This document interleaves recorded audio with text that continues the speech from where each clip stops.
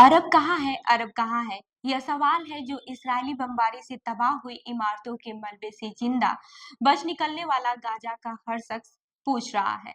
Gaza के रहने वाले बार-बार सवाल कर रहे हैं और वह इस बात पर हैरान है कि उनके अरब पड़ोसी देश इस्राएली बमबारी से उनकी हिफाजत क्यों नहीं कर रहे हैं। नमस्कार, मैं हूँ रूबी। आप देख रहे हैं जन दर्पण, सत्ता का खेल, गणित की नजर, सत्ता गणित। पिछले साल 7 अक्टूबर को इसराइल पर हमास के हमले के बाद से सबकी नजरें मध्य पूर्व पर टिकी थी और सबके दिल में यह सवाल था कि इसराइल की ओर से प्रतिक्रिया कितनी तीखी और लंबी होगी। यह सवाल भी था कि क्षेत्र के अरब देश की जनता और सरकारें इसका कैसे जवाब देंगी। आज तक पहले सवाल का जवाब कोई साफ जवाब नहीं मिल सका है। इस्राएली बमबारी ने गाजा में तबाही लाई और फलस्तीनी प्रशासक के स्वास्थ्य मंत्रालय के अनुसार अब तक 42,500 फलस्तीनी मारे जा चुके हैं। अब भी मौतों का सिलसिला थमता नजर नहीं आ रहा है। दूसरे सवाल के जवाब का कुछ हिस्सा साफ है। अगर कोई यह उम्मीद रखता है कि अरब दुनिया की राजधानियों में बड़े पैमाने पर प्रदर्शन होंगे तो उन्हें मायूसी होगी। हालांकि अरब देशों की आबादी की बड़ी संख्या फलिस्तीनियों के समर्थक और उनके साथ एकजुटता की भावना रखती है, लेकिन उन देशों के लेकिन उन देशों में प्रदर्शनों को सीमित रखा गया है। काहिरा में अमेरिकी यूनिवर्सिटी के राजनीतिक विज्ञान विभाग के प्रोफेसर वालिद कादिया ने बीबीसी मुंडो को बताया, जहां तक अरब देशों की सरकारों का संबंध है तो उनकी प्रतिक्रिया या तो बहुत कमजोर है या निराशाजनक रही है। वह कहते हैं कि इसराइल की परंपरागत आलोचना या फिर कतर और फिर मिस्र की सरकारों की ओर से इस विवाद में मध्यस्थ की भूमिका अदा करने की पेशकश के अलावा किसी भी फिलिस्तीनियों का साथ नहीं दिया। वलीद कहते हैं कि किसी भी अरब देश ने इसराइल के साथ संबंध नहीं तोड़े या कोई ऐसा कदम नहीं उठाया जिससे इसराइल की कूटनीति या फिर आर्थिक दबाव बढ़ता या फिर इस जंग को रोकने में मदद मिलती। मगर क्षेत्र में फलस्तीनी की समस्या ने अपना महत्व क्यों खो दिया? मध्य पूर्व के हालात को ध्यान में रखते हुए इस सवाल का जवाब पेचीदा है। अब आम लोगों की राय और सरकारों के बीच की दूरी को भी जान लेते हैं। अरब देशों के इतिहास में अरबों ने एक पहचान, एक जुबान और बड़ी हद तक एक मजहब के साथ खुद को जोड़ा, लेकिन क्षेत्र में यूरोपीय उपनिवेशवादी प्रभाव से पैदा होने वाली आशंकाएं भी मौजूदा रही। इन देशों के हित भी एक दूसरे से टकराते रहे। फलिस्तीनियों और अरब देशों के बीच संबंध सहज नहीं रहे, खास तौर पर उनके साथ जिन्होंने 1948 में इस्राएली राज्य के ऐलान के बाद से बड़ी संख्या में शरणार्थियों का स्वागत किया। लेबनान का गृह युद्ध, फलिस्तीनी चरमपंथियों और जॉर्डन की राजशाही के बीच झड़पें और कई बार क्षेत्र के उलझे हुए इतिहास की याद दिलाती हैं। लेकिन फलस्तीन की समस्या कई दशकों से अरब देशों के लिए एकजुट होने की वजह भी थी।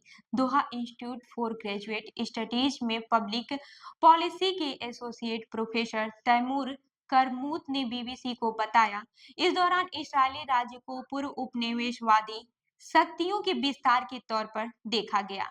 ये मध्य पूर्व के अलग हो गई थी, लेकिन इन्होंने अपने हितों की रक्षा के लिए इसराइल को एक एजेंट के तौर पर छोड़ दिया गया था, जिसमें ब्रिटेन, फ्रांस और अमेरिका शामिल हैं। विश्लेषकों का कहना है कि अतीत में इसराइल के खिलाफ मिस्र, सीरिया और जॉर्डन जैसे देशों ने जो जंगें लड़ी हैं, उसमें राष्ट्रीय हितों के साथ-साथ फलिस्तीनियों की भी रक्षा की गई है।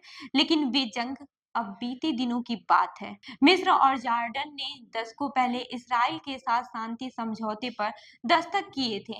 मोरक्को, संयुक्त अरब अमीरात और बहरीन ने इसराइल के साथ कूटनीतिक संबंध स्थापित किए, जबकि कुछ साल पहले तक क्षेत्र में इसराइल के साथ संबंधों को नापसंद किया जाता था। वहीं सऊदी अरब भी 7 अक्टूबर को हमास और इसराइल की जंग की शुरुआत से पहले इसराइल के साथ संबंध स्थापित करने के करीब पहुंच चुका था। यूनिवर्सिटी ऑफ कैलिफोर्निया में सेंटर फॉर इसराइली स्टडीज के डायरेक्टर डो वैक्समैन के अनुसार कई दशकों से और हाल ही के विवाद की शुरुआत से लेकर आज तक हर अरब देश ने अपने हितों की रक्षा की।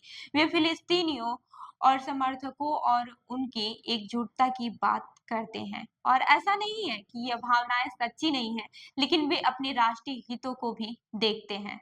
अब बात कर लेते हैं इस्लामी चरमपंथियों के डर के बारे में। राष्ट्रीय हितों के अलावा एक और चीज जिसने अरब देशों को फलस्तीन की समस्या से दूर रहने पर मजबूर किया, वह था अपने अपने देशों में इस्लामी अतिवाद का उभार। प्रोफेसर वलीद कादिया के अनुसार 1967 की जंग के बाद से यासिर अराफात के नेतृत्व में फलस्तीनी प्रतिरोध की पहली लहर को राष्ट्रवादी माना जा सकता है, लेकिन आज का प्रतिरोध अधिकतर धार्मिक बुनियादी पर है। जो लोग आज फलस्तीन की समस्या के लिए लड़ रहे हैं, वह बुनियादी तौर पर इस्लाम पसंद करते हैं, चाहे हमास हो या फिर हिजबुल्लाह, जिनकी विचारधारा इस्लाम से आती है, जैसे कि शहादत। हमास के इस्राएली संगठन हमास के इस्लामी संगठन इख्वानुल मुस्लिमीन के साथ संबंध को ऐसे समझा जा सकता है कि उसमें से बहुत सी सरकारें हमास को खतरे के तौर पर देखती हैं। करमूद कहते हैं कि वह हमास को इख्वानुल मुस्लिमीन के आखिरी गढ़ के तौर पर देखते रहे हैं, जो अभी तक कायम है और यह सैन्य तौर पर मजबूत है। अब जान लेते हैं पीढ़ी दर पीढ़ी बदलाव के बारे में। जियो स्ट्रेटेजिक हित और अब देशों के संकट के अलावा फलस्तीन की समस्या को भी समय बीतने के साथ भुला दिया गया।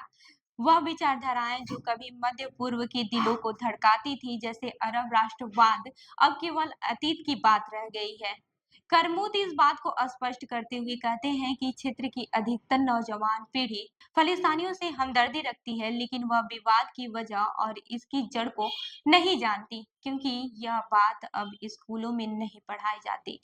आज समाज और पहचान भी वैश्वीकरण के साथ बदल चुका है। ऐसा ही कुछ नए नेताओं के साथ भी हुआ है। करमूद का कहना है कि खाड़ी के देशों में उदाहरण के तौर पर सऊदी अरब के क्राउन प्रिंसों मोहम्मद बिन सलमान जैसे लीडरों की पूरी नई पीढ़ी मौजूद है, जिसने अधिकतर पश्चिम में पढ़ाई की है और फलस्तीन को एक समस्या के तौर पर देखती है। वह कहते हैं कि अब उनकी प्राथमिकताओं के साथ साथ उनकी संकल्प भी बदल गया है। तो ऐसे ही अन्य खबरों के लिए जुड़े रहिए हमारे साथ, देखते रहिए जनदर्पण न्यूज। धन्यवाद।